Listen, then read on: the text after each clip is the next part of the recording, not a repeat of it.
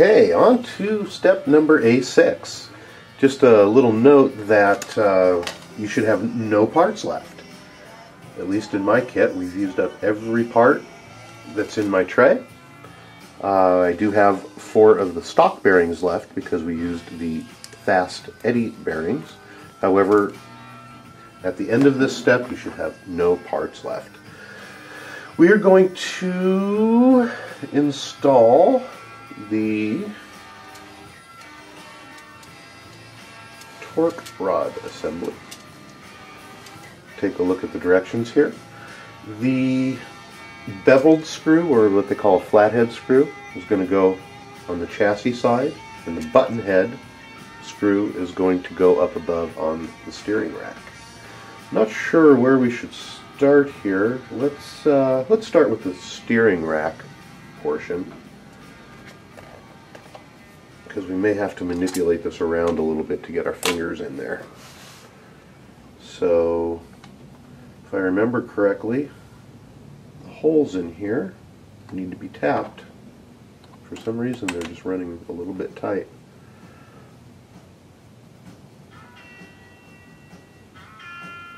I'm going to drop that down in there, and then this is going to set on top, or actually underneath there. So I'm going to thread this in until my screw comes out the bottom, because we're going to have to put this gold nut on there.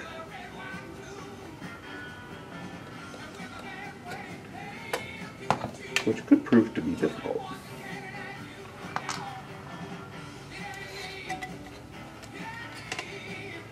Turn it upside down here and see if we can shed some vision on it. You can see the poking through under here. That's where we're going to put the nut.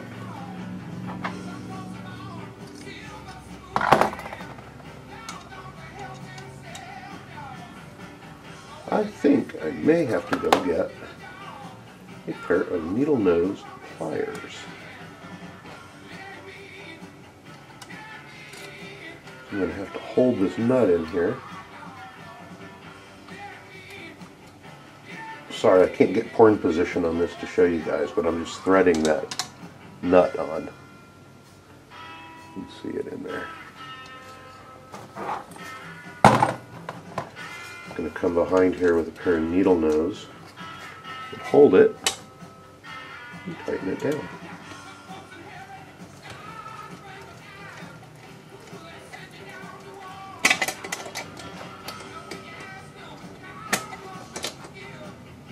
Okay, nice and snug.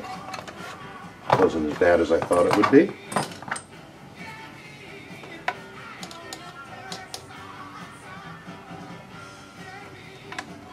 Ah, there we go.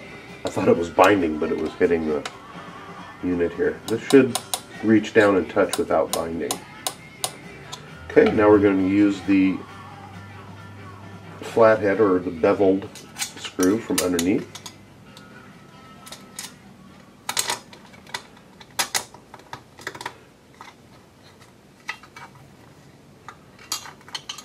I have to get porn position here for you.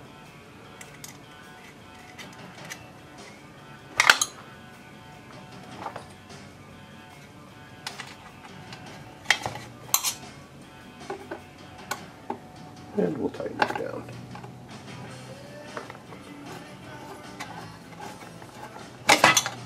Oops. Should be using a little nut driver. I think there's a nut driver supplied, or a little nut holder. Yeah, nut driver. Yeah, supplied in the kit. I didn't look. Okay. There we go.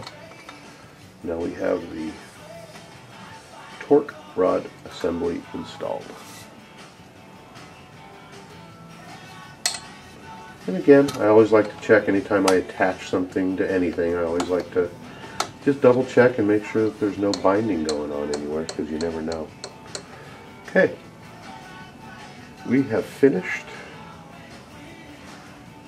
those steps. Looking at A7 here, I'm not really sure.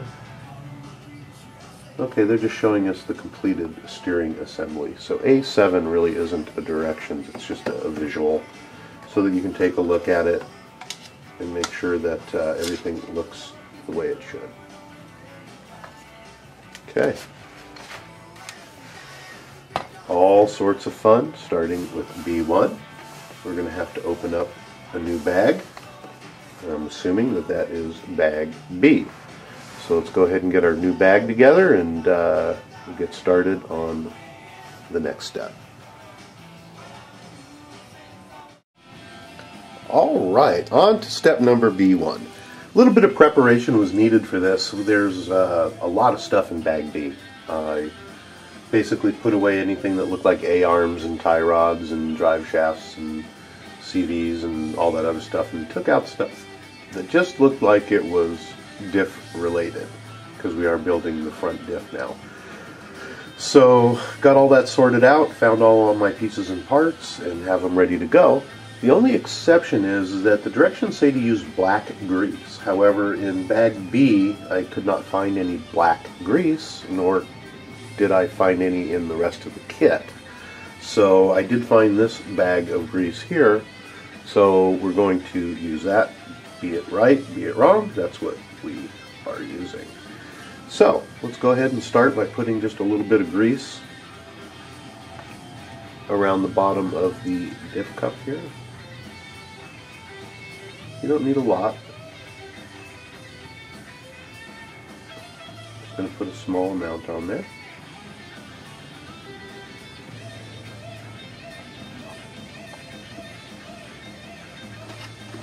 Next part is we're going to use our LOSI 10 SCTE sealed bearing kit from FastEddy Bearings. Yes! And we are going to drag out one of the larger bearings in there, which is the 12 by 18 by 4. Which is this unit right here.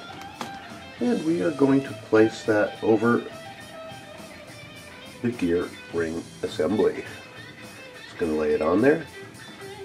This is plastic, so you're just going to work it on slowly with your thumb until it's completely seated. You want to make sure it's completely seated.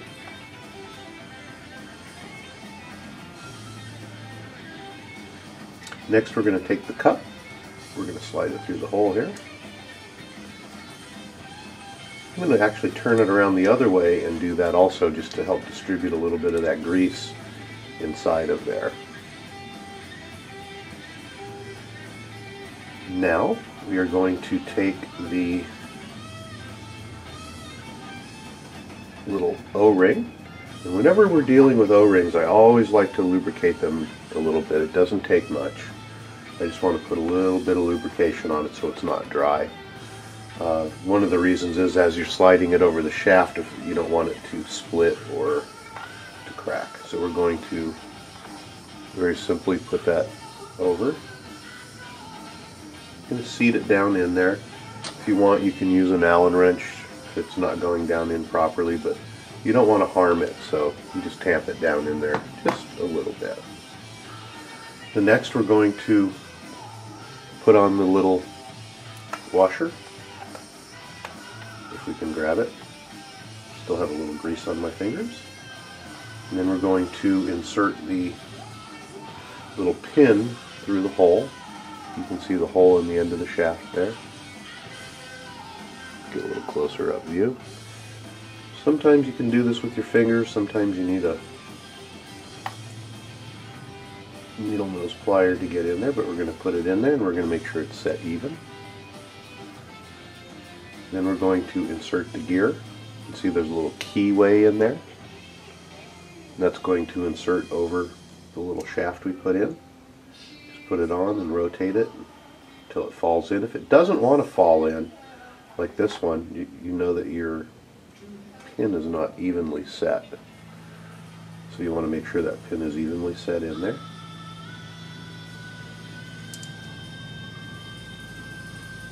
And drop that on until it's flush. That's what it should look like. I'm going to put this over to the side for now, but what you want to watch out for is that you don't turn it upside down and lose your gear. So we're going to set this aside right here and just stand it up. Put it out of the way, and we're going to get started on the other half of the diff.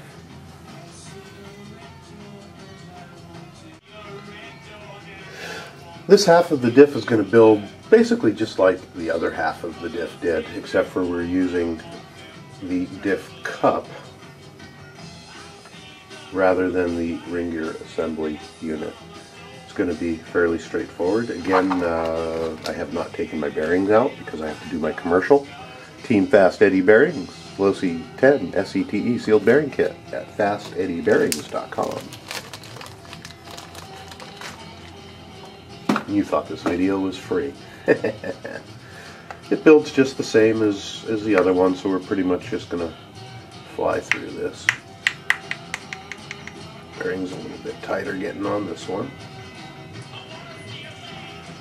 That's okay. Got some good music going in the background.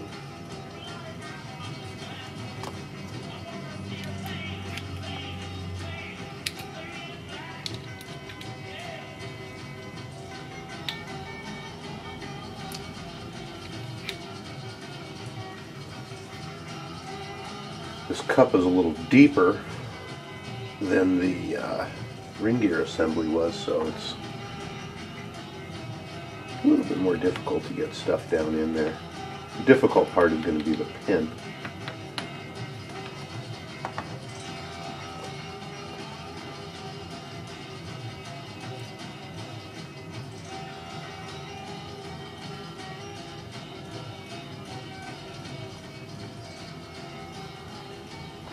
But that's why we have needle nose pliers.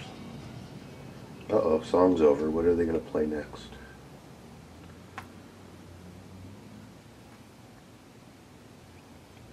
Hope it's a good song.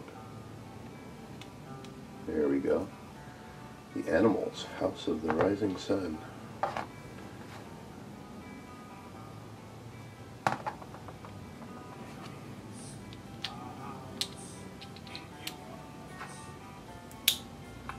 Okay, just like so, nothing's binding up, the bearing's good. So that's what it looks like. Can you see down in that cup? It's hard to say. Just want to make sure that it's seated, the gear is seated down onto the pin. Okay, we're going to set this assembly aside and get the parts for our next step.